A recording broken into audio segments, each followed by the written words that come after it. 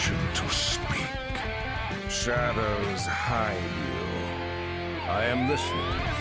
Our paths converge. So good to see you. Hail to you. Never lose hope. Here, Fred shouts. I hear you. It has only begun. Fight on, friend.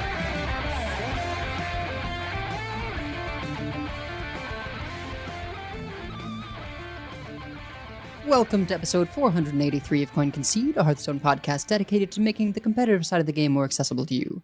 It is Thursday, February 6th, 2025 in the evening. Coming to you from Nomergon, Ohio, it's me, Edelweiss. From North End, Massachusetts, we have Wicked Good. Hi. From Teldrassil, California, we have Megasa. Hello. And from all around the world, we have you, dear listeners. This week's episode is brought to you by our producers, Number Theory, Kresh, Beef Squatch, David P., Waloo, Jeremy T., Bottlecaps, Grumpy Monk, The Burger Club, Kirk Regan, Grizzly Bear, May, SSJ5 Goku, and NY Kiwi. And by our patrons of the week, Supa Koopa Troopa and Raymond Lirag. You can go to patreon.com/coinconcede to get perks like a thank you at the top of the show, early access to new episodes, one-on-one coaching sessions, and help support the show in the process. If you would like to support the show but cannot do so monetarily, please consider leaving us a 5-star review on your podcast feed of choice, as it always helps other people find the show. So, Life and Ladder, I have been enjoying not having to deal with Fizzle, which we'll get into in news highlights, but I am pleased. There's still the aggro shaman version, and that's good, and that's fine. I think that's a totally, fine deck to have around. But it's not even just the shaman, right? Like warriors were, it was just like a race to infinity, right? Warriors were doing Zola Fizzle, Discover Hunter to the extent that was around, would have Fizzle in the ETCs. You could Fizzle with a Fizzle. Like, Kill Jaden exists, but that's not as bad. I mean, at least that's, it's not doing the same thing over and over again. I think it's just it gets very boring when you're just watching them do the same thing, especially when that thing has infinite armor in it. Like, it's a combination of the fact that you have Fizzle just replaying all the same cards, and then you also have Arcanite Defense Crystal, and one of the starship pieces that comes out of the starport just gives you 7 armor when you launch a starship, and you just get more Rainers, and the Rainer gives you armor, and it's just, even if you can beat it, it just takes so long, it's not worth it. So I think that's better. I've never really, as much as I'm a degenerate control player, I don't like when games take 45 minutes. And it's just not good for anybody. And it just makes it really hard to just get a decent climbing session in when you just have to slog through those things, or just concede to them and then try to make up that win later, which is a valid strategy against those decks. But it has been very nice not having to deal with those things. I agree. And when it was still around, I was playing a lot of actually a Protoss Priest from Tonberry, because I played that on stream too. Yeah. Faced him a couple times when he was playing it, and it seemed solid. So I was like, hey, can I get that list? And I was enjoying that a bunch since the patch. Sidisi posted a hunter that I tinkered with a little bit, and I'm enjoying doing like the hand buff hunter thing with Zerglings. Like, I don't know. That's without Grunter. Yeah. Yeah, that seems better. It's enjoyable.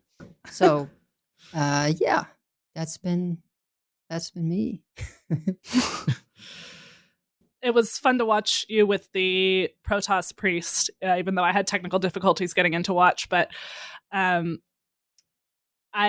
even though that's not typically my type of priest, it does still have 3/4s that charge and go face, and big 10/10s that can maybe go face or give you other stuff that will go face. And it was fun watching you. It looked like it was a little bit of a rough start, but then really picked up later on. It got better. I streamed that on Monday night, the Protoss Priest. I got close to 50%, which is about as good as I could have hoped for, I think. And some of those matchups are just rough. And I think it's probably not even worth trying right now, just because the decks that I was playing against were a lot slower before the nerf than after. So, like the stuff that, like they're like, you can beat the hero power druids because you just have taunts and you have life gain and stuff like that. And, but there was like a demon hunter, which I was not prepared for. And sometimes it takes you a while to get going because you're a Protoss deck. And that Demon Hunter was in a hurry. And that did not go so well. They just it was like turn 5 and I was dead. But there are definitely some games that I had with that deck where I just was able to, I looked like I was dead, and then all of a sudden I just gained a whole bunch of life out of nowhere, because you have life gain or life steal with the sentry. Sometimes you just get a board where you can just play a sentry that you've gotten off of a bird watching, so it's buffed. You buff it with an orbital halo, so it's buffed some more. Then you hallucinate it. Now you have 2. And then you can play the third one because you've already had 1 die. And all of a sudden you've got all these 6/4 life steal minions that turns out heal you a bunch and get you back up to where you need to be. And then sometimes the motherships will give you more sentries, and that'll get you some more life steal. And so it's a fun deck. I enjoyed playing it. As soon as the nerf hit, I tried it a couple times. Nope, this is not the way. And though I did switch the Warlock, we're going to talk about the location Warlock in Decksplanations, so I won't talk about that a lot, except that I ran into Funky Monkey. And Funky Monkey was on Druid, and I'm like, well, I'm pretty sure this is not Hero Power Druid, because that's not Funky style. So long story short, Funky Monkey was playing Protoss Druid as Broad intended, meaning that he played a carrier, which would have been great for him had I not had the Ultralisk Cavern on board and a hallucination in hand. Not hallucination, reverberations in hand. So I reverbed his carrier and then did 1 damage to the board, and all of a sudden I was the Protoss, and then he died. So that was I hope that that's going better for him. I know that he's pretty resilient to that sort of a thing happening, but it was just kind of I like that you're playing carriers. I like that I'm also now playing carriers, and that's something that I did not get to do a lot, but now I get to do it. So also Rift of the Necrodancer came out on Tuesday finally after 3 years, which it took me a couple days to play because I share a Steam library with my daughters. And I couldn't actually get into my own game because they were playing it. But if you like Crypt of the Necrodancer at all, just go buy it. And I'm going to make a reference that maybe 3 people are going to get, and I'm okay with that. But because it's not really Guitar Hero because you're playing with a controller. It's kind of like Amplitude, which was like the proto Guitar Hero that came out on the PS2. And I've been chasing that dragon for 20 years, literally trying to find another game that was like that, including the Amplitude remake that they did, which wasn't as good as the original. And this, I think, is about as close as I can get to that, which is high praise. It feels like you're dancing on top of the controller buttons a lot, which is really good. The soundtrack's good. I mean, the Crypt of the Necrodancer music is in it, and that's good. So if you like that game at all, or you like rhythm games, just go get it. It's very good. And it'll keep me going until Civ 7 comes out next week, which I will buy and either lose me to it entirely, or I will play it for 15 minutes, get overwhelmed, and never pick it up again. And I'm not quite sure which one it's going to be. Well, I saw that the Rift of the Necrodancer went by, and I thought I should do that, but I have just been so busy this week because I am not being efficient with my grad school class whatsoever, because I keep getting interested in stuff and then reading extra things about it or spending extra time writing about it. And there's a sort of class discussion board where you're supposed to post 3 posts, And I'm like, I have things to say to everyone's post, so I'm going to respond to all this. And then I'm talking to the professor about stuff that I wrote last week, and I spent way too long writing that. And then we're supposed to do a literacy autobiography about our own journey of literacy. And so, of course, that I'm writing about how I always wrote too much, and I'm writing too much about it. For that reason, listener, the show notes are very bare bones today.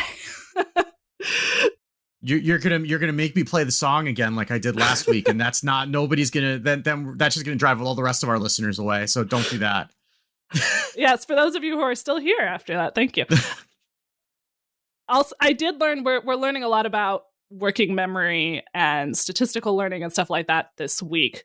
Hence, and if you listen to our episode on working memory, you know that this is something that I am interested in. I also learned one thing that I was wrong about in our episode, which is that they used to think that you could hold 7 chunks of information in working memory, but now it seems like it's more like 4. So that's why phone numbers are hard to hold in your head. So correction on that. In terms of Hearthstone, since the patch, I've mostly been playing Location Warlock because we were talking about doing that for the show, and I've been doing well with it, but I'll save most of those stories, except that I've had a couple times when I've done the Movement of Envy off of Symphony of Sins. Movement of Envy is the one that removes the top 6 cards from your opponent's deck. And usually it is not the pick, to be clear. But I kept having games where I was sort of going long against a deck, because you can go surprisingly long, but they had more value left, but they also only had 7 cards left in their deck. So that the Movement of Envy then removes all the cards left in their deck. And I did remove from a Protoss Priest both Motherships and Artanis and a Chrono Boost. I want to be clear. Movement of Envy was the reason it was in the list. Oh, good. Okay. Oh, okay. I was thinking I was misplaying it, but going, this is surprisingly good. So that is why it's in the list. Yeah, that makes sense, actually, because it is very helpful for long game. Yeah, it's like, basically, it is a thing you can put in the deck that is not Kill Jaden or Fizzle, right? That's like, you can do the Movement of Envy, or if it's one of the ones where you can discover a card from your deck, sometimes you shuffle Envy in and then you discover it. Now you got 2 of them. I did do that once as well, yes. Yeah, and that was you would play it after they fizzled, right, and triangulated. But yeah, you also have other modes for additional damage, which is good for the deck.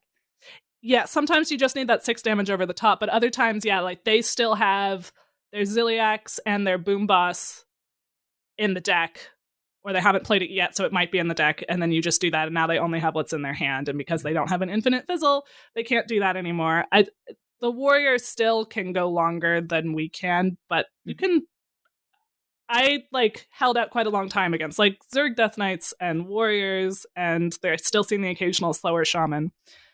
So, and that poor Protoss Priest that didn't concede immediately because they did have 2 or 3 Amonthuls in hand, but it was not enough because I had more 8/8s than they had Amonthuls to remove them.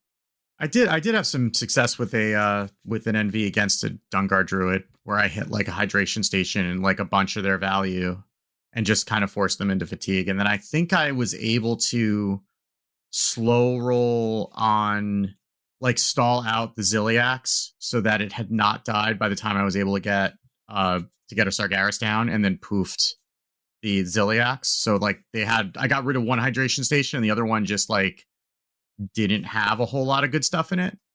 And that was good enough because I'm okay, well, if nothing else really matters, I just need to stop them from doing things. And just, and also it was a Dungar Druid, so it just felt good.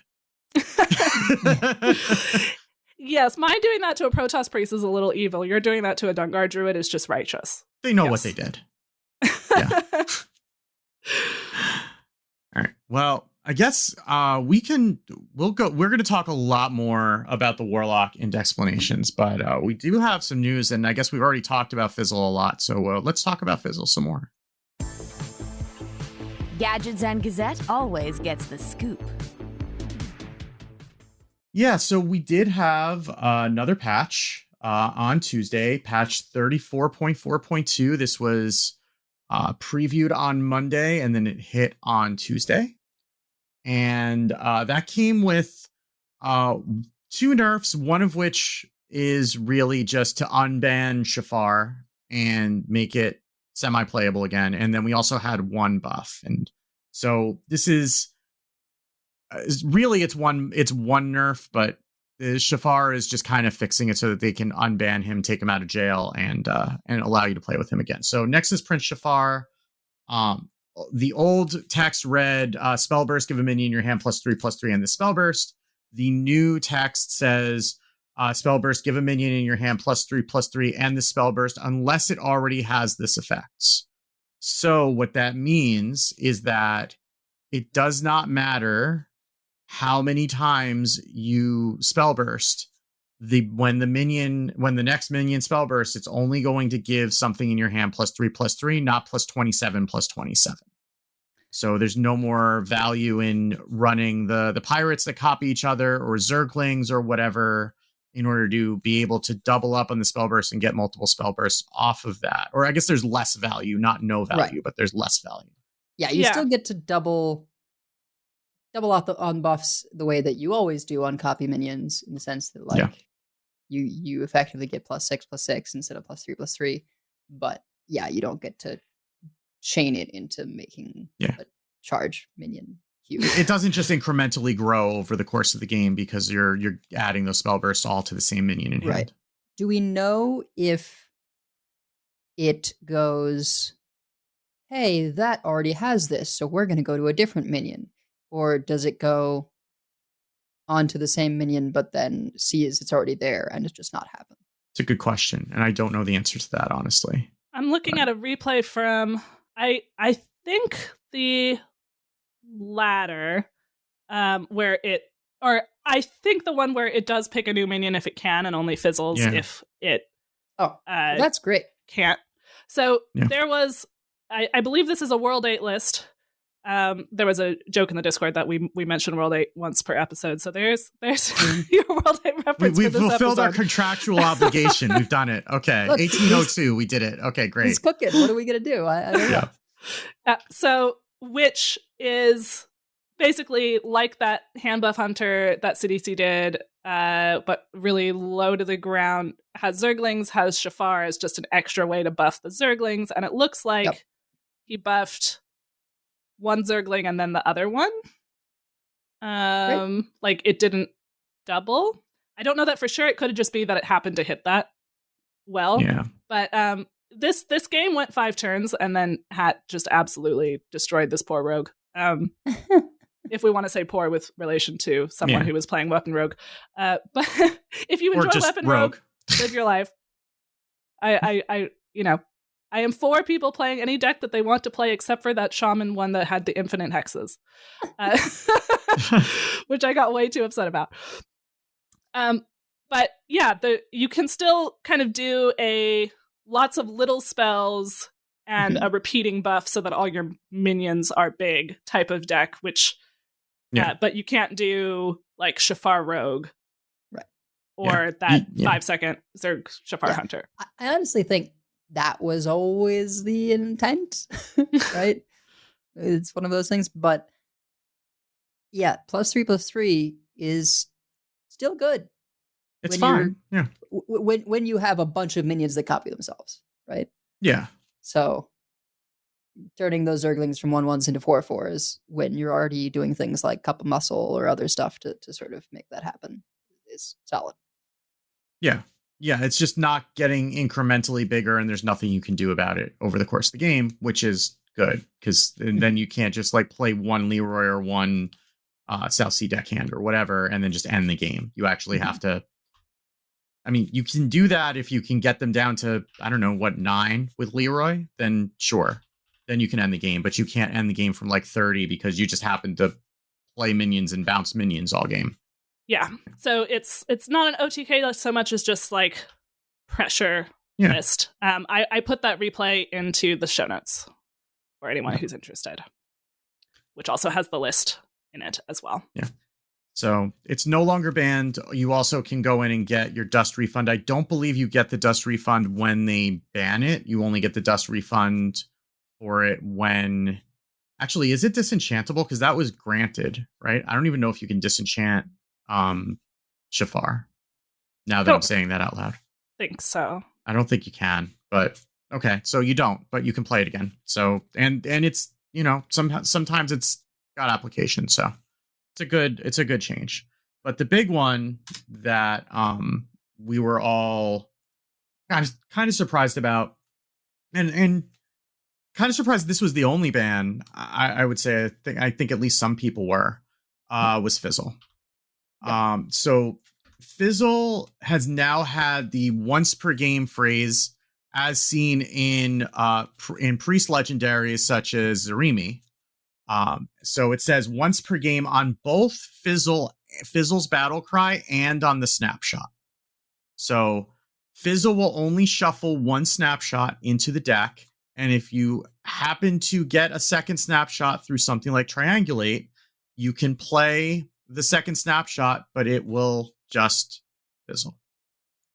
I witnessed this. That's deck text deck joke, or I guess it's Hat's joke, but that's not my joke.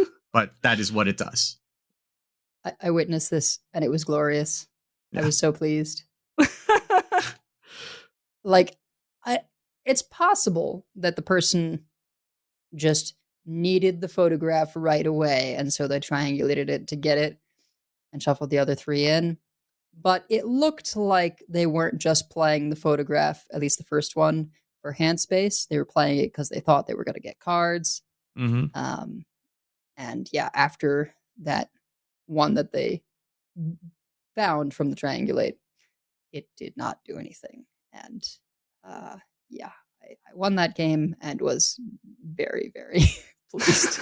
It was like, yep, this is exactly the kind of game that I would have lost before, and instead I win. Hashtag sorry, not sorry. Yeah. Yep. Yeah. I have still been seeing plenty of warriors, including still running Fizzle, because still getting one Fizzle is a lot of value. Yeah. It is still good, but it gets rid of just that really silly pattern. And this was, I felt kind of validated by these two changes, because this was kind of exactly what I was hoping that they would do with both cards, is just make it so the silly stacking doesn't work. Yeah. Because there's still, like with Shafar, you could get had a screenshot with like 2 6/6 Zergs out on like 3 and more in hand, or with Fizzle, you can still get copies of your really big value, but you're not going to go for 45 minutes with like a very small slope of, are they doing slightly more damage than you're gaining armor? Are we going to hit the turn timer before we find out? So you don't have to worry about that. So that was kind of what I was hoping would happen. I've even seen a little bit of slower shamans, although that died out. That was more like on Tuesday, right after the patch, than now, because just the more aggressive Terran shaman is just so good. Yeah, I haven't even seen that many shamans, period, after the nerf, but certainly not the infinite ones. Like it's been more of a resurgence of Death Knight since the nerf, honestly, at least for what I've been seeing lately. And that's really in the past day, but there was a lot of druids and stuff like that too, the day after the nerf for me, but the shamans definitely did drop off, at least from what I was facing. But like, that's a lot of value, but it's a lot of value when you get like 2, 3, 4, 5 of them. If you're only getting one of them, it's fine.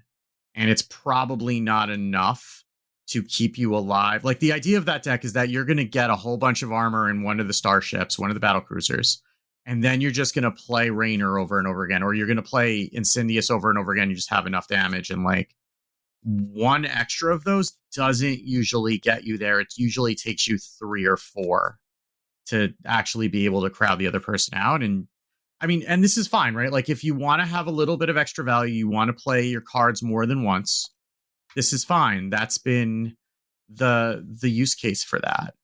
But I don't think the intention was that you would be able to create these infinite loops. And I mean, it's hard to say, right? Because they did put Zola in core.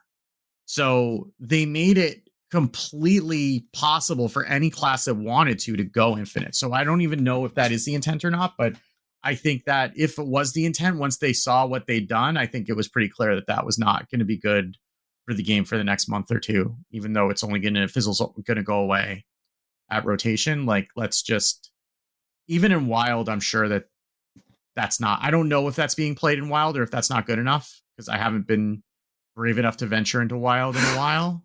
But even then, like, somebody will figure it out if it is. So, like, let's just like nip that in the bud. I think that, with Zola, it's 6 mana and there's no leeway, right? I think it's just Triangulate really made it just like so much easier to do and work in, right? With Zola, every single time, if you want to keep it going, you need to Zola the Fizzle. With Triangulate, you can risk it and just play the Fizzle when your hand is right. Hope you don't draw the photo and then Triangulate the next turn. Triangulate also, most of the time, guaranteed finds you the photograph. Yeah. And then shuffles in 3, so you don't even have to triangulate again until you've picked up 2 of them, right? Like, it just made it so much easier to just keep repeating the same stuff. Yeah.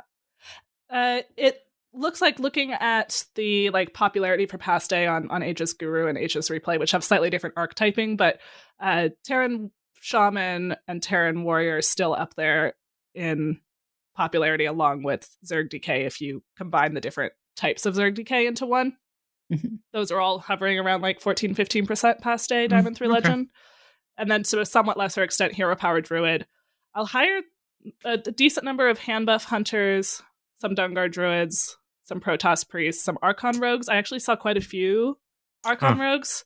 Jay Alexander completely crushed me with an Archon Rogue earlier today. Perhaps in an expected way, he was playing extremely fast because clearly he's played this combo a million times, and it was just like card. So I'm like, at least I didn't wait long to be dead here. I did win against some of the other Archon Rogues, but it feels like it's a real deck now, or it can be. Until they ban Shadow Steph. Armor gaining shaman. Exactly. And, it can go pretty fast. So I would still probably rather see it than a weapon rogue. Also just because it feels more interesting than a weapon rogue. So. Yeah. If I want to play Archons, I'll play Priest, I guess. Yeah. But, then you can just make one Archon and hallucinate it, and then you're good. You don't have to worry about all this, uncivilized shadow stepping. You can just put it on and make a copy of it, like a gentleman. Sonya did come out at the last second with Jay Alexander, but he was playing so fast that I didn't have to tab away before I died. Like, it was just okay. Well, that was nice of him. But you still have your various ways of getting your minions cheap, and they also benefit as a transition from the small buff to Void Ray. Yeah, it went from a 3/1 to a 3/2. So it's, in case you forgot about Void Ray, because you probably only have seen it when it was getting generated from from something else. But Void Ray is a 3 mana. It was a 3/1. Now it's a 3/2 with Russian Divine Shield with a battle cry. If this costs 0, gain +2/+2. Sure. So I will say that while this seems not that meaningful, it is a big change in the sense that if you have to play it without that buff, which sometimes you do, it now does not die to a hero power. Yeah. Right after you've rushed it into something with the shield. Or like all of the little 1 damage AoEs that are in the format right now. Yeah. Right. So, it's something. Yeah. It's not huge, but it is not completely irrelevant. It just feels like Protoss needs other help if you want people to be able to do the big highlight cards rather than just charge. Yeah. I mean, I have been seeing mages running it, which I guess, I mean, the mage seems like it's a little bit more real since the nerf also. I don't know if it's really kind of taking off, but I did see a lot of that on Wednesday when I was it Wednesday or Tuesday, whichever day it was that I was climbing to Legend with the deck. I think it was Wednesday. I did see a fair number of the mages and they were all running Void Rays, and it seemed fine. I think the rogue might be the most real. It definitely seemed, I mean, just from stats so far, but of course I'm looking at relatively like short time span.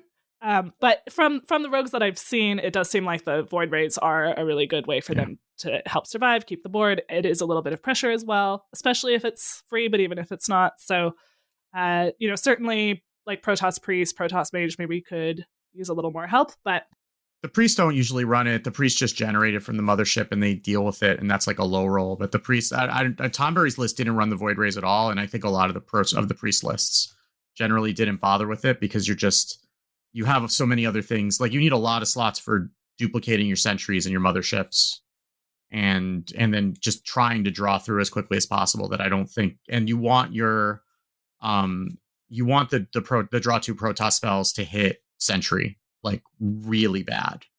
So you generally aren't going to put other Protoss. You don't run Workgate in the priest either, usually, because you don't need it because the sentries do enough. The sentries in the proton cannons do enough to discount things. Right. I would love to see Warpgate go to 3. Or, I mean, 3 discount 2? Maybe. I don't know. Maybe. Because otherwise it's effectively free, right? I think you need to have it. Yeah. You need to have it be discount 1 less than the mana cost, just so it's not an actual free card. Yeah, that's fine. Sure. 3 and discount 2. But it just feels really tough to weave in 4 mana, nothing on this turn. I mean, I guess potentially 4 mana, and I think the intent is 4 mana, play Void Ray, right? So now you're putting 2 bad cards in your deck, right? Like you don't like if you're playing, you don't want to put a card that's not good to enable another card that's not good. You want to put it. Void Ray's pretty good. Yeah. I don't know. Like it depends on the deck. Yeah.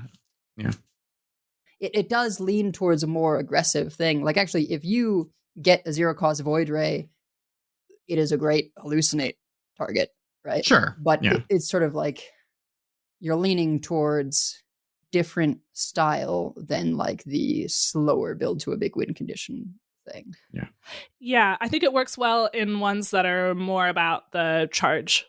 And I do think it's kind of cool that the Protoss has these 2 sides to it, but I know that for people who are more excited about the slower plays, even like the Archon Rogue is like the big payoff Archons, but it's a pretty fast list, right? It's not we're going to build up to our big thing more slowly type of list. So that's there. You can enjoy it. I know that there were definitely some folks who were surprised that there wasn't an Infestor nerf. I don't know that we necessarily even really need one. Like it feels like the meta is more or less stabilized around that. Maybe this nerf to Fizzle is going to kind of push that back in the wrong direction. But it feels like it's not just Death Knights at this point. I mean, we're going to talk about a non-Death Knight Zerg deck that doesn't run Infestor because Infestor is a Death Knight card. Right. But it doesn't feel like the meta is overrun with just Infestors at this point. So nor is it like the top of like it's tier 2. It is not tier 1. Yeah, I've been surprised at how that has not just been the dominant thing. I do think part of it is not settling on the best list, right? That people just nature of runes, right, are doing all these different things when it probably should just be like, use Horn of Winter. But yeah, I would have thought that it would have settled. And the times when they do get the early Death Growl Infestor still feel steamrolly. But but they're also kind of going very all in on it. Like I feel like the Yelling Yodeler is kind of a win more card in a way. Like it's very strong, right? But it feels like that card is like, if you get it to land, you win the game. And if you don't, then it really you can draw 2 off of it with, off of the Death Rattle, or you could use it on a Reska. Like there are ways to use it. I've won games with the Reska play, right? Like that's the way you beat Dungar. But I mean, like those are kind of taking lemons and making lemonade when you're not hitting the Infestor with it to some extent. Like that's not the reason that it's in there. Yeah. But like it's not a Death Rattle deck, it's an Infestor deck with backup plans. It's more what it is. Yeah. That's fine. So we did have a couple of bug fixes in this patch as well that we just want to touch on. So they fixed the bug where Nosdormu Day was skipped last month. So he traveled the timeline and will be granting a replacement Nosdormu Day. Well, now it's in the past, but Nosdormu is just lives in whatever timeline he wants to. But it was going to be giving a now I'm like Chromie. I'm like lost in time space. Nosdormu Day was February 5th. So a bronze dragon is never late. He arrives precisely when he means to. So they fixed a bug where the proxy pylon event quest did not count casual tavern brawl or friendly challenges. So if your number wasn't ticking up, that was the reason. Now you can do that. And they fixed a bug where Artanis' Twin Blades hero power text didn't dynamically update with its effect, which is basically a nod toward Groovy Cat. So the damage from Groovy Cat wouldn't be reflected in the overlay when you hover over the hero power. Now you will see how much you were about to get punched in the face for. So enjoy that. We also did have some more shop updates. We have a couple of Valentine's Day themed bundles. We have a Cupid brand bundle for Hunter for $9.99 USD or 1,000 runestones. That comes with 5 Hunter packs, and we have a Heartbreaker White Mane bundle, which I need to go buy immediately after the podcast, which is a priest skin and 5 priest packs for the same price, $9.99 USD or 1,000 runestones. They also have returned to the shop for gold one of the very, very few rogues portraits that I will personally endorse. It's a good one. Daochan Valera is at least top 5 rogue portraits, if not the best one, and it's not close. It's a little bit more expensive, but it does come with a card back. So this is $10 USD or 1,500 gold. Normally, the returning portraits are $6.99 and 1,000, but this is coming with the card back. This was originally part of I think it was like a 3-portrait pack, because I remember buying it for the priest portrait and ended up getting this as part of it. And I wasn't unhappy about it, but it wasn't. I don't go out of my way to buy rogue portraits. Yeah, Lunar New Year stuff. Yeah, Lunar New Year. So I think. Yeah, no, it is. That's what it was from several years ago. There's also a Guan Yu Uther that was part of one of the similar pack. That is the normal $6.99 or 1,000 runestones.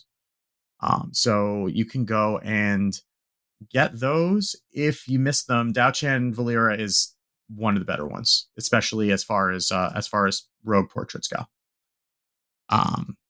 But we're not talking about any of those classes. We're talking about Warlock. So let's go and do that.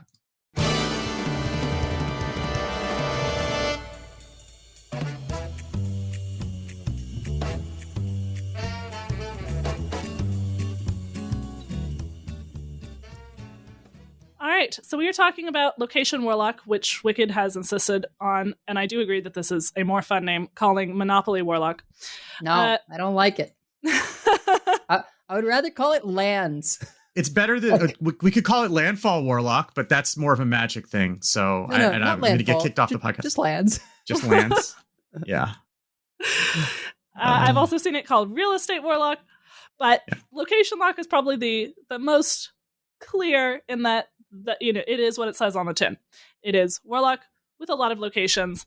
Most of the lists that have been popular are somewhat slower. It's kind of a strange list because on the one hand, we have a lot of kind of expensive-ish locations and we can go long, but on the other hand, we really kind of want to spike with a bunch of 8/8s. Basically, we want to make a bunch of 8/8s with the Ultralisk and with Forge of Wills and with Seaside Giant, which is the giant that discounts by 2 every time that you use a location. So, like the Vicious Syndicate list, which I played something very similar to that came from Theo HS. I just found it on HS Guru. It's got for locations, Spawning Pool, Ultralisk Cavern. Those are your premium locations. Forge of Wills and Horizon's Edge. So that's a lot of locations to discount your Seaside Giant. You have Consume, of course, to help you with your Ultralisk Caverns. You have a lot of things that help you a little more in the late game or help you bridge there. So like Loken and Ceaseless Expanse is pretty common. Sargeras for the late game. Bob the Bartender is really helpful versus all of those really big starships or any other thing that needs to come off the board.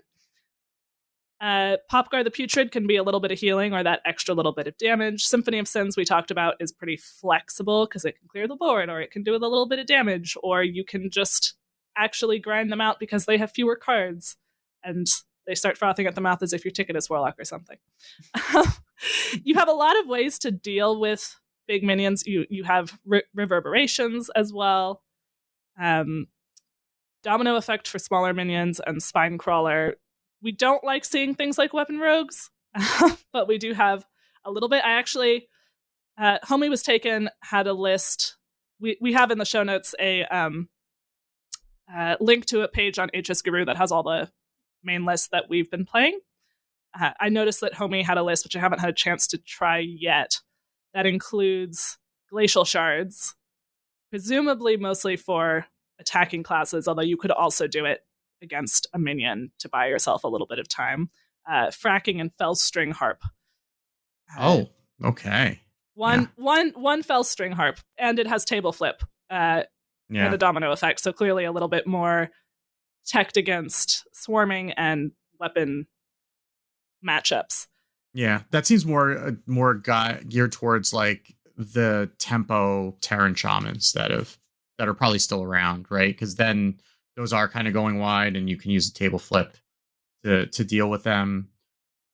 If you've played even lock or hand lock, like you're going to be right at home with this deck. That's kind of the same play pattern where you're spending the first couple turns developing your board state, getting yourself into a spot where you can drop multiple 8/8s, in one turn. And sometimes that's just enough. Like if you're lucky and there's a deck that just can't deal with big things, then like a couple of 8/8s, they just have to hit twice and you're good. And if that's not the case, then you have a lot of ways to grind out the game against opponents. Like, Sargeras is pretty big to be able to poof a board, especially in the absence of Reno. Well, I mean, Reno still can poof a board, but he can't, get rid of locations or whatever. Not that Sargeras can either, but, holding a Sargeras for a pivotal time is important. Being able to get like a Loken with either a 15/15 or a 6/12, especially if you happen to have a Forge of Wills on board and can attack with a copy of it, is generally pretty strong. And the Summoner Dark Marrow that you have to run in the deck in order to get access to Horizon's Edge, that doesn't say Death Rattle minions. So you can get a second Ultralisk out of that, and it doesn't happen often, but it's worth keeping in mind that that's something that you can get some additional value out of. I mean, there's not a whole lot of other Death Rattles that you have access to in the deck unless you get something out of the Brood Queens that are coming off of Kerrigan, but that can be a swing that you want to just keep your eye out for. I mean, sometimes it's just a 4/4. Sometimes it just eats a dirty rat, which is fine too, or a Viper. I had it eat a Viper today. I'm like, okay, sure, you can have that. I wasn't using it anyway, but but sometimes it can come in handy. But it's just worth keeping an eye out for that. Yeah, a lot of what you're trying to do in the early game is set up so that when you get your 8/8s down, you can get 2 of them at once or 3 of them at once. So you might be having to do also setting up something like, okay, I'll also have like a spawning pool, and Horizon's Edge might be an alternate plan. If you don't have Ultralisk Caverns and Forge of Wills, you can have like the spawning pool, Horizon's Edge, and ideally a Seaside Giant. But you might be just sort of sitting there like, okay, I'm going to play this Forge of Wills when it's a bit useless early on if I'm not being too pressured, so that when my Ultralisk Cavern is ready, and I am healing 8 with the Consume when I proc it, then I'll have the Forge of Wills like ready to go, or I have the Forge of Wills ready to go when I want to place the Seaside Giant. There's a lot of, with the Seaside Giant, sitting there going, how many times am I going to hit this location? so that I can get it free, or 2 mana, sometimes even 4 mana is okay, especially if you have a Forge of Wills down already. Yeah. If you just have Spawning Pool and Horizon's Edge, then that will get your Seaside Giant free, because what you do is you're always clicking the Spawning Pool the turn you play it, and then the next time that you click the Spawning Pool will be on a turn that you have the Horizon's Edge down. So what you do is you click the Spawning Pool, you play the Zergling that you just got from the Spawning Pool, and then you press the Horizon's Edge. That's 1. You attack with the Zergling, kill it, press Horizon's Edge again. That's 2. Attack with the other Zergling, press Horizon's Edge. That's 3 off the Horizon's Edge and 2 off the Spawning Pool. That's 5. Each press discounts the Seaside Giant for 2. Congratulations, your Seaside Giant's now free. So that's one thing that is not immediately obvious, and it's easy to miss if you're just looking at a Seaside Giant that costs like 8 and you're sitting there looking at, or 6 because you press the Horizon's Edge once, right? And it looks like it's really, really far away, and it's a lot closer than you think if you have a Horizon's Edge out. Or if you have just a couple of you have a Spawning Pool and an Ultralisk Cavern. Yeah. After a few turns, you've got a playable Seaside Giant if you're just clicking those.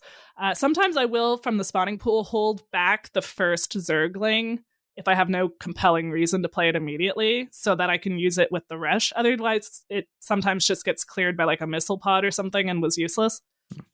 I mean, it's not completely useless if you can use the corpses for Soul Searching, so Soul Searching is, because that's a card that you probably haven't played a whole lot of. It's a 2-mana spell that it'll draw a card from your deck, and if you spend 5 corpses, it'll make a copy of it. So if you have one of those in hand, just throwing the Zerglings out to die is fine, because you just want to build up the corpse count. And you don't have great ways to build up a corpse count in Warlock like you do in Death Knight. In Death Knight, you could just use your hero power and you're just going to get corpses. You're not going to get corpses without working for them in Warlock. So the Zerglings are going to be your best way to do that. And that's also part of where usually I will tap instead of Soul Searching if I think that I'm going more for the long game, I'm going to be able to get that value off the Soul Searching soon.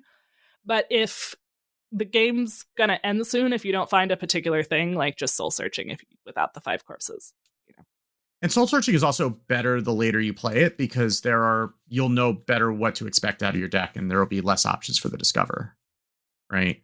So like if you need to hit something and you've drawn a whole bunch of cards out of your deck, then Soul Searching is going to be better if you're paying attention to your deck tracker, or you're just paying attention to what you've drawn and you know what you're expecting to get. And when you're doing it on 2, right? Though sometimes it's correct to just throw it out on 2 if you're sitting there with like no Ultralisk Cavern and 2 Consumes in your hand. Sometimes you just need to throw out a Soul Searching and hope you hit an Ultralisk Cavern to make your hand do anything. But generally, the later you can play that, the better it's going to be for you. And speaking of those early hands, you really want to be mulliganing pretty aggressively for Spawning Pool and or Ultralisk Cavern. Yeah. That's your mull, basically. You're muted, Edel. Yeah, it doesn't matter if the 1 damage is relevant or not. Like, you just want to get Ultralisk Cavern down on 3, or, worst case, you use Nidus Worm to get it down on 4, and just get that going as quickly as possible, so that you can, set it off when you either have Dark Marrow or a Forge of Wills to double up on the 8/8s. Like, this is doing the Forge of Wills thing, right? We want to get the big minions and copy them whatever way we can. I am partial to my aggressive list because, Yes, we have a couple of alternatives here from Edelweiss. Obviously it shifts matchups around a little bit. You're going to have a worse time against Dungar Druid, potentially, unless you can kill them before they do the thing. But you get to do things like Brittlebone Buccaneer for a busy peon, and so that you can play your Horizon's Edge for free or your Forge of Wills for free. For those who don't know, busy peon is the 2 mana, 2/3 death rattle. Your next location costs 2 less, right? So it's a little more oriented, this one, about like, okay, you're the kind of deck that can play Brittlebone Buccaneer on 2, and maybe you give Salesman Reborn, Peon Reborn, Dreadhound Handler. It's got Eliza. And so there's some fun things you can do. with the Eliza aura having happened because Forge of Wills will register whatever minion you're copying as having the power of buff from Eliza, and then also receive the buff from Eliza. So you get to like do a little tick up in power there. And yeah, in general, it's fun to have like an Eliza Warlock deck, actually. This deck also has Red Giant in it, which could be switched out for Sea Giant depending on what you're seeing. Yeah. I think we mentioned that last week, but Red Giant costs 1 less for each adjacent card played while in hand. Yeah, it's probably not the right choice right now. You may have better luck with Sea Giant. The only tricky thing with Sea Giant is like because you're still doing a lot of locations, it's much more reliant on like their side of the board until you can clear yours of locations. Which, you can do, but there's a lot of sort of board space management in the deck. It is weird to be an aggressive list that runs 8 locations. 4 2-ofs. Yeah, I mean, even with the slower lists, you do need to worry a little bit about your board space. I mean, mostly, especially if like you've got a Seaside Giant or something, you have a location, just play it, but you don't necessarily want, if you're about to pop off with giants, maybe don't play an extra Horizon's Edge if that's going to get stuck on your board. So just keep that in mind before you play a location. Pretty much always just playing a spawning pool or playing an Ultralisk is fine. And also, as Edel mentioned, like don't worry about the value of the deal 1 from the Ultralisk. Yes, sometimes that is useful against certain boards. And it can be really fun with reverberations, as Wicked mentioned, with the carrier. But you mostly just want to get those charges down as quickly as possible. So just do it on the empty board. Even if they might play some 1 health stuff next turn, like it's fine. Unless it's like really good in the matchup. You want to be, clicking it. Like maybe it gets a Terran Shaman, maybe you hold it back. Because like there's a lot of, they have a lot of 1 health things. But also, in case you're worried about wasting the damage, it still goes face. So you're still hitting them in the face for 1. So just take that as a consolation, right? But also, Bartender Bob is a thing that does not only steal minions, he also can freeze the board. So do keep an eye on your board state going into turn 6 and beyond. And make sure you at least can click away a location that's about to open if you do get frozen, because you could end up getting board locked pretty easily, and that can be pretty devastating. I mean, they still have to deal with your board. If they spend 6 mana to just freeze it, they have to have a plan for it the following turn. But you don't want to end up taking an entire turn off because you just left yourself open to getting frozen by a Bob. Yeah. And you, of course, can do that as well. Although I think I have played Bob maybe only for taking their minion, or at least usually. I might have frozen like once or twice. But if you're planning to go long versus a deck, which again we can do. Even I ran some Zerg DKs out of stuff. They had really big things, but if you can stop a death rattle with Sargeras or with Bob. I sometimes would wait for if there was a starship that was going to have the Arcanite crystal in it. Sometimes I would wait for the starship and then take it. Other times I would just take the Arcanite crystal so that it doesn't go into the starship in the first place if it was late enough for me to do that. But you want to plan ahead for what am I going to need to take. Another good target for it is Unkiliax, because you can't like reverb the Unkiliax. If you still have Bob at that point, you can like Sargeras the Unkiliax. But especially stealing or poofing Unkiliax is really good versus a warrior, because then they can't resurrect it with Hydration Station or Inventor Boom if they're playing that. I had a warrior today play an Inventor Boom that did nothing against me, threaten emote twice, and then concede. Yeah, I wouldn't sleep on buy a minion off of Bob either, right? Because like draw a minion, get 2 copies of it. Depending on what's left in your deck, like if you hit a Seaside Giant, that's pretty good by the time that you're playing Bob, if you don't really have great targets for it. So I think like that's a mode that's easy to forget about. because it's very easy to look at Bob as choose one, steal a minion, or freeze the board.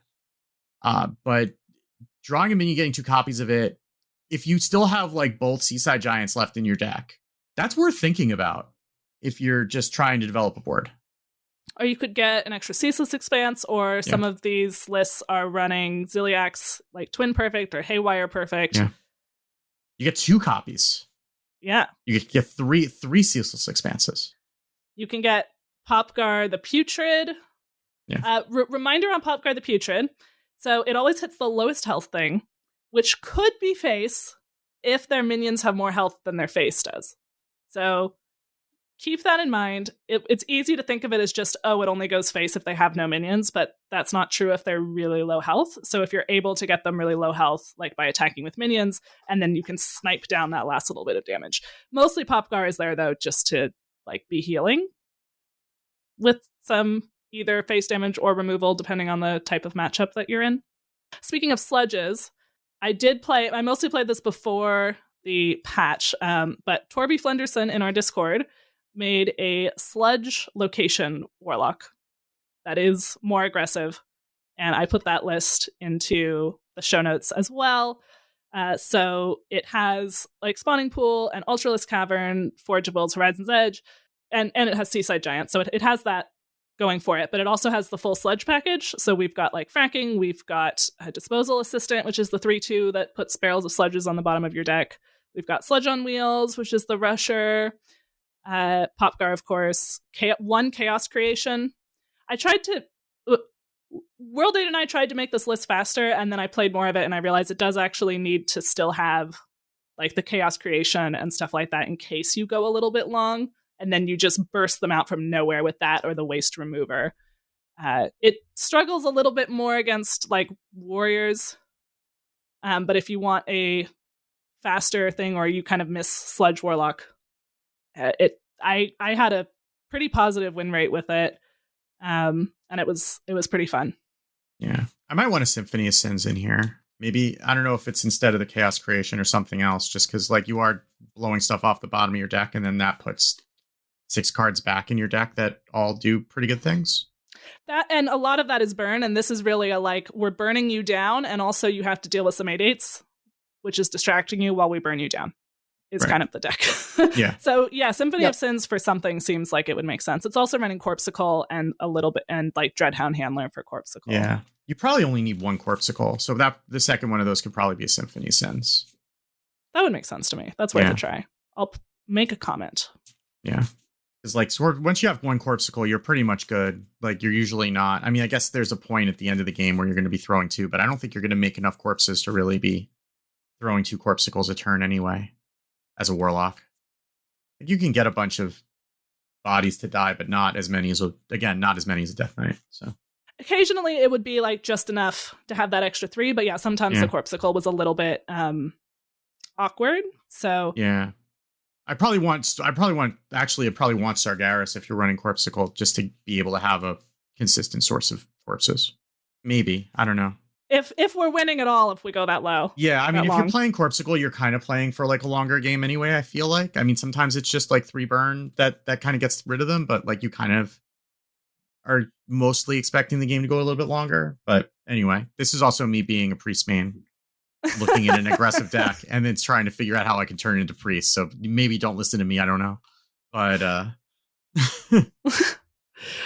yes, well, we will leave as an exercise to the listener.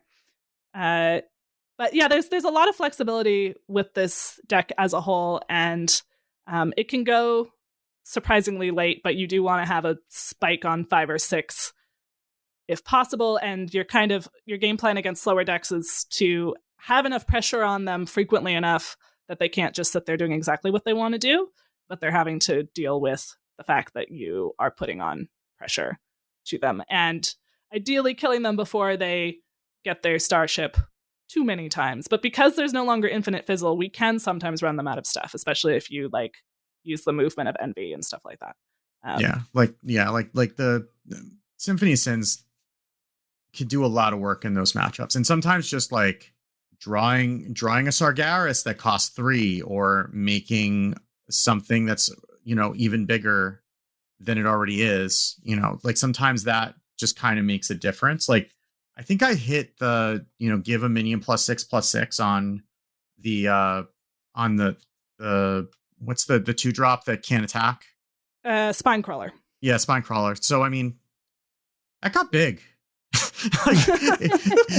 like it's already like a 1/6, right, to start with, and then if it's getting +6/+6, it's a 7/12 without you having a location on board, and like that's a lot of health to chew through, even if it's not hitting them in the face. Like especially for the attacking decks, if they have to run their face into that, like that's not pleasant for them. And if you happen to have a Forge of Wills out, then now you have a Rusher. And you get to turn that. You get to profit. Yeah. So it's a fun deck. It's a little bit. You have to be okay with like getting your board cleared, but understanding that like if they've just cleared your board of 8/8s, they've probably invested a lot of resources, and then you can just rebuild the following turn. So you want to kind of be looking at ways to make waves. Like it's not always correct to just throw all of your giants onto the board at once, right?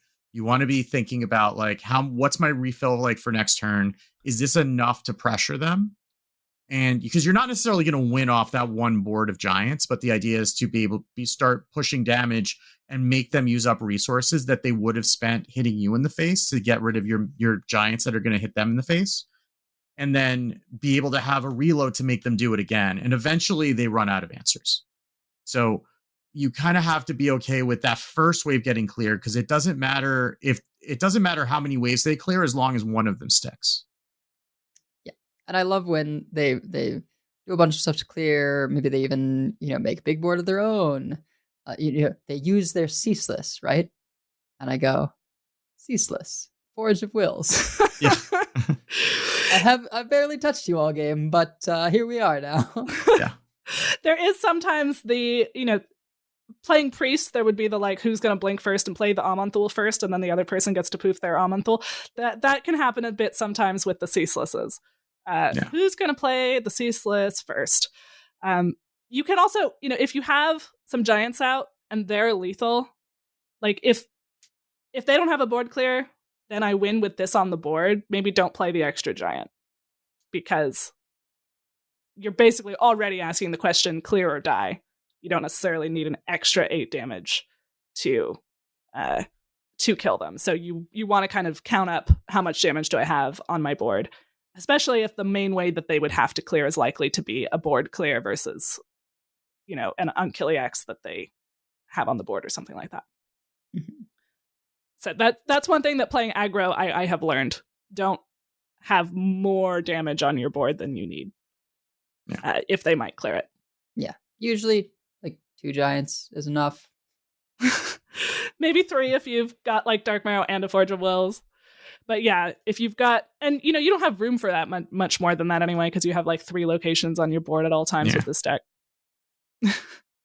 Yeah, all those Chase Loudges that you're leaving around takes up a lot of room, Yeah. The main matchup where you do need to like really try to race a little bit is Weapon Rogue, but we're definitely not favored there anyway. It's a 37.2% matchup on HS Replay, Diamond 3 Legend.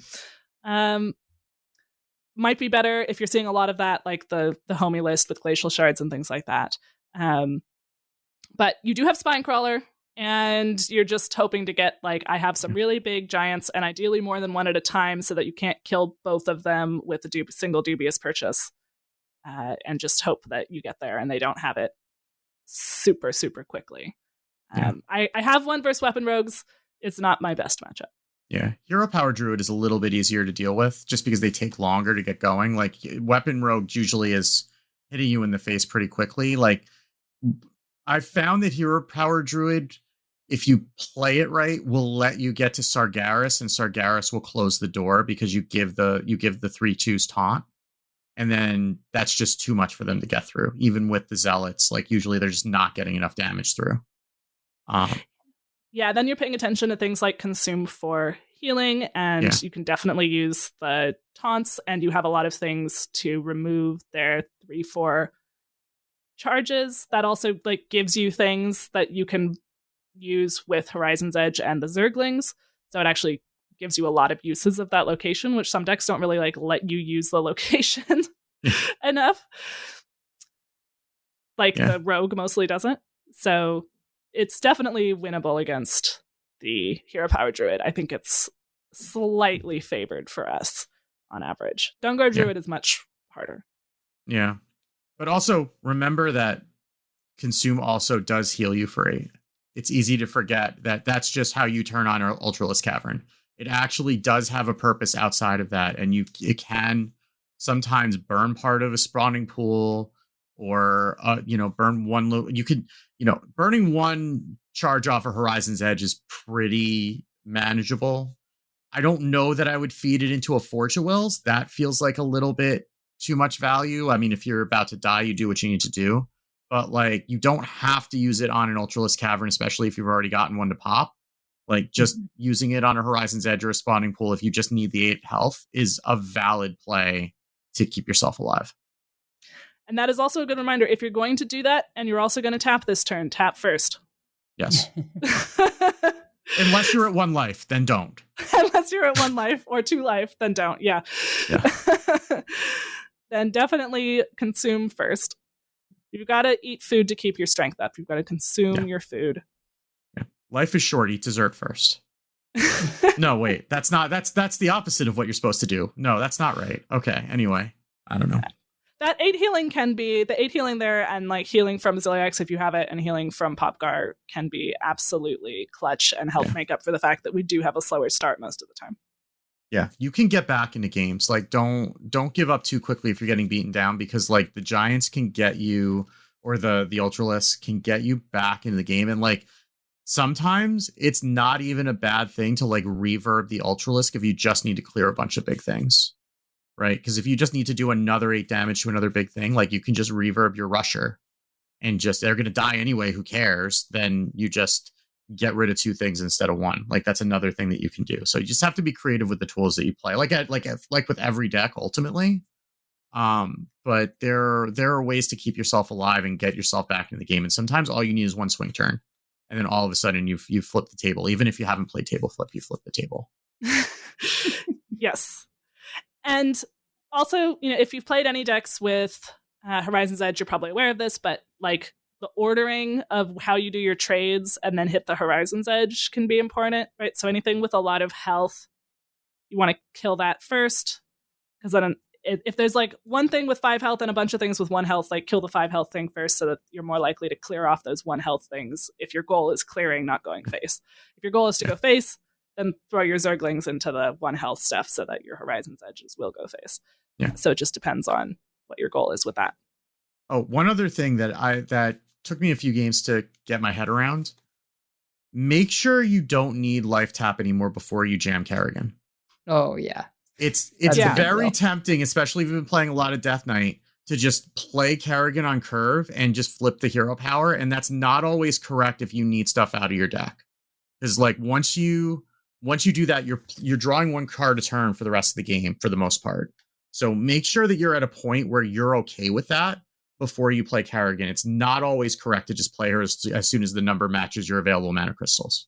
Yeah, that's actually really important. And watch your hand size too, because she's going to put 2 cards in your hand at least when you play her.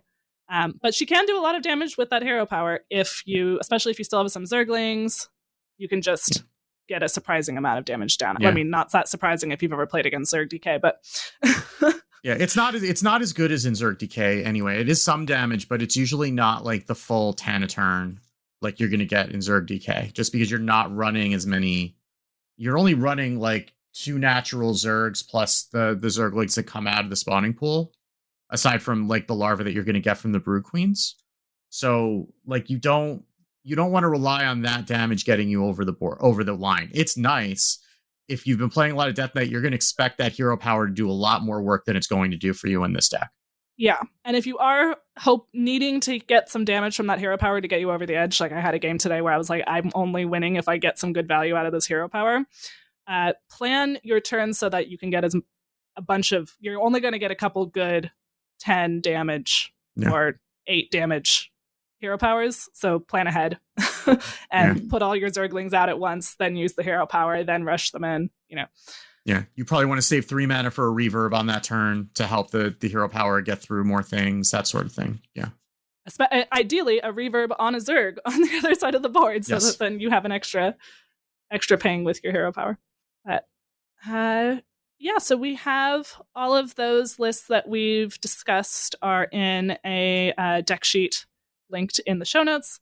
There's not a lot of other information in the show notes. There is on the news, and I will also put in some of the other lists we talked about earlier today, but it doesn't have my usual extremely detailed breakdown because I've done several extremely detailed breakdowns for my grad school class instead this week. So it's like we're talking about working memory, and we're talking about autism, and we're talking about ADHD, and it's like these are topics that I can info dump on for a really long time. So I'm going to my professor who is a captive audience.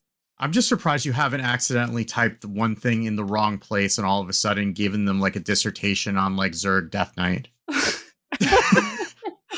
I did mention the podcast actually in the class because I was talking about accessibility and I wanted to talk about the accessibility mod and how cool it is.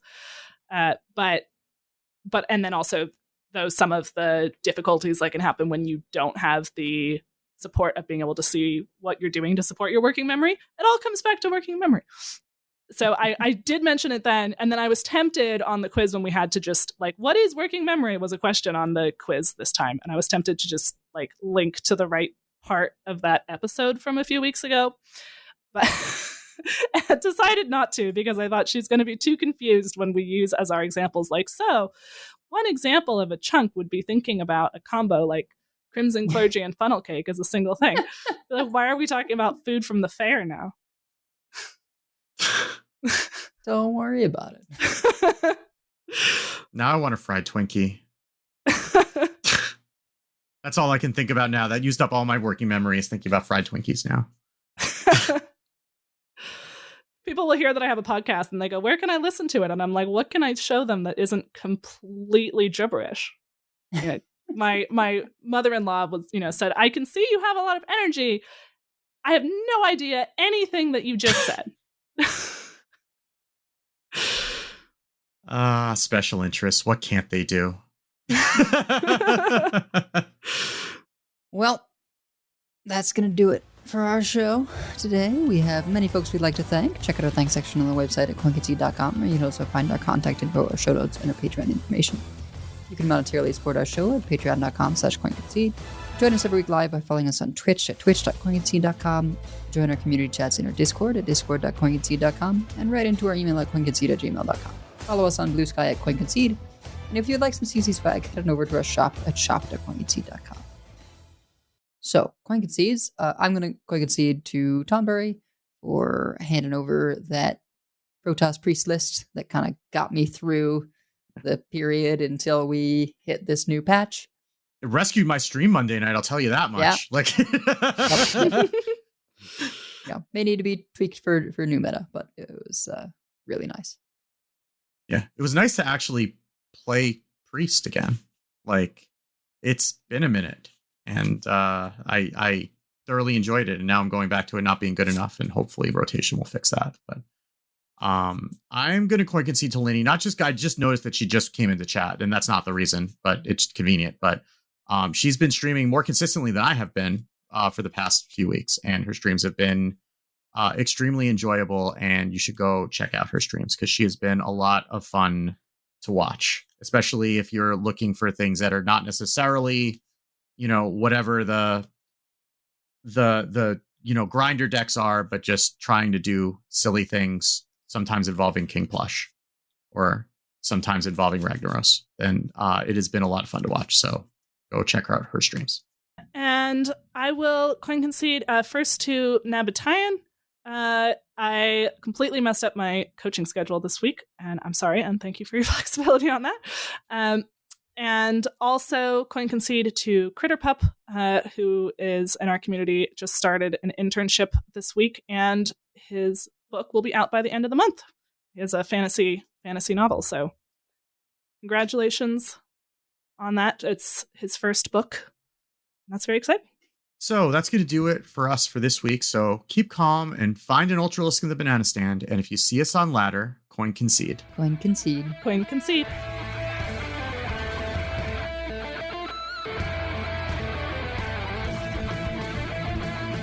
All life must end.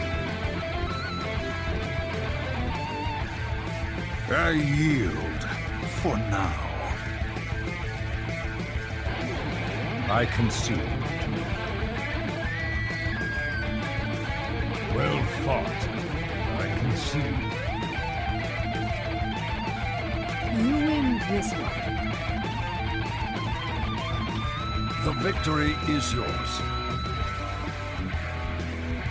You have bested me. I give up. You win this one, friend. You win this time. I choose death.